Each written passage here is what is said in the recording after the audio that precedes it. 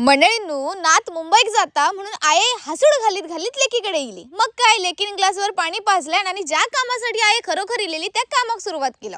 तर मंडळींनो, आयेचं आयुष्यमानचा कार्ड काढूचं होता म्हणून आये इलेली. तर मंडळींनो, सगळं काम व्यवस्थित झालं आणि लेकरू मुंबईत जाणारच होता. तेवढ्यात आई पप्पा बोलले की लेकरं आता एवढे दिवस राहुलंस तर जातच तर शिमगो करूनच जा. मग काय मंडळींनो, भरलेली बॅग बाजूक ठेवलंय आणि आता चेडू जाऊक निघाला आत्तूकडे. पण मंडळींनो, जाता जाता आमका समजला की आमच्या काळ्याच्या बाबून आज शेवटचा श्वास सोडला. बिचाराच्या पोटात अजूनही एक जीव होतो.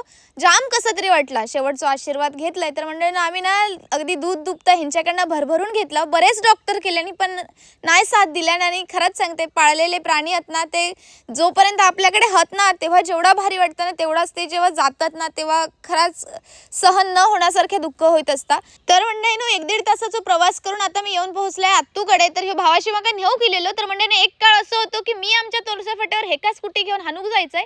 तर मंडळींनो, मस्त आहे की घराकडे येऊन पोहोचलो. पण आमचं पाय काय जाग्यावर नाही. घोटभर पाणी पिल्याने आता आम्ही निघाला माळावर. तर आमच्या हेवी ड्रायव्हरने गाडी काढल्याने आणि मंडळींनी ही वाट बघा कसली आणि आमचा ड्रायव्हर कसली गाडी मारतात ती बघा. तर मस्त आहे की येऊन पोहोचलाय. त्यांच्या कंपाऊंडमधनं आतमध्ये एंट्री घातली. कोणी बघल्यानं तर वाटत काजी चोरू गेला. तर मंडळींनो, मस्त आहे की भावाशीन काजी काढूक घेतल्याने मी आपला एक एक एक एक काज निवडूक घेतलाय.